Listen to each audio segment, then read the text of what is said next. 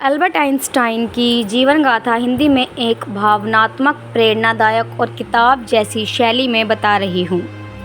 यह कहानी आपको न केवल विज्ञान की दुनिया से जोड़ेगी, बल्कि यह भी दिखाएगी कि एक असाधारण दिमाग भी साधारण जिंदगी से ही निकलता है। साल 1879 जर्मनी का एक छोटा सा शहर उल्म, एक साधारण यहूदी परिवार में एक बच्चा पैदा हुआ जिसका नाम रखा गया अल्बर्ट आइंस्टाइन। शुरुआत से ही वह बच्चा थोड़ा अलग था। बचपन में वह ज़्यादा नहीं बोलता था। लोगों ने सोचा शायद मंदबुद्धि है। यहाँ तक कि 4 साल की उम्र तक वह ठीक से बोल भी नहीं पाया, पर उसकी आंखें सवालों से भरी हुई थी। उसे चीज़ों को देखना, उनके पीछे का कारण समझना बहुत पसंद था। एक दिन उसके पिता ने उसे एक कंपास दिखाया। सुई हमेशा उत्तर की ओर क्यों इशारा करती है? कोई तो ऐसी शक्ति होगी जो दिखती नहीं लेकिन मौजूद है। बस वहीं से शुरू हुआ अल्बर्ट के जिज्ञासा और कल्पनाओं का ब्रह्मांड। वह घंटों बैठकर चीज़ों को सोचता, गहराई में जाता। लोगों को लगता था कि अल्बर्ट पढ़ाई में कमज़ोर था, पर असल में वो पारंपरिक शिक्षा से मेल नहीं खाता था। वो किताबें रटने में अच्छा नहीं था, पर कल्पनाओं से सैद्धांतिक दुनिया बुनने में मास्टर था। उसने खुद से गणित, भौतिकी और दर्शन सीखा।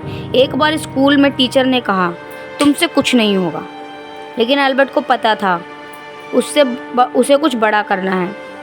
जब उसने ग्रेजुएशन किया तो उसे कोई भी पढ़ाने की नौकरी नहीं मिली। वो बेरोजगार रहा। फिर एक दिन मिला स्विट्ज़रलैंड में पेटेंट ऑफिस में क्लर्क की नौकरी। दिन भर वो पेटेंट चेक करता और रात को कल्पनाओं में तैरता। यह वो समय था जब वो सापेक्षता के सिद्धांत, थ्योरी ऑफ रिलेटिविटी पर काम कर रहा था। साल 1905 को कहा जाता है चमत्कारी वर्ष, क्योंकि उस साल आइंस्टाइन ने विज्ञान की दुनिया में क्रांति ला दी। उसने एक के बाद एक 4 रिसर्च पेपर छापे। फोटोइलेक्ट्रिक प्रभाव, ब्राउनी मूवमेंट, विशेष सापेक्षता का सिद्धांत, E=mc², ऊर्जा और द्रव्यमान का संबंध। उस समय कोई नहीं समझ पाया कि इतिहास लिखा जा चुका है। धीरे धीरे दुनिया को एहसास हुआ कि ये व्यक्ति आम नहीं, महान है। 1921 में आइंस्टाइन को मिला नोबेल प्राइज़ फोटोइलेक्ट्रिक इफेक्ट के लिए। उन्हें गहरी सोच, विनम्रता और इंसानियत के लिए भी जाना जाता है। जब दुनिया विश्व युद्ध से उलझी थी, आइंस्टाइन ने हमेशा शांति की बात की। हालांकि जब हिटलर सत्ता में आया, उन्हें जर्मनी छोड़कर अमेरिका जाना पड़ा।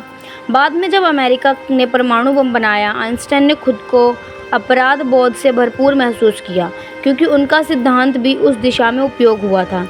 उन्होंने कहा, अगर मुझे पता इसे इस तरह उपयोग करेंगे तो मैं घड़ी साज बन जाता। आइंस्टाइन ने अपनी ज़िंदगी का आखिरी हिस्सा एकता के सिद्धांत पर काम करते हुए बिताया, यूनिफाइड फील्ड थ्योरी। 18 अप्रैल 1955 को उन्होंने अंतिम सांस ली।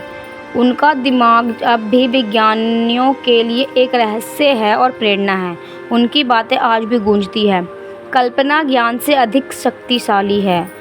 अल्बर्ट आइंस्टाइन की कहानी हमें सिखाती है, दुनिया आपको मंदबुद्धि कहे, आपके तरीके अलग हो, लेकिन अगर आपकी कल्पना उड़ान भरी है तो कोई भी ब्रह्मांड की सीमा नहीं है।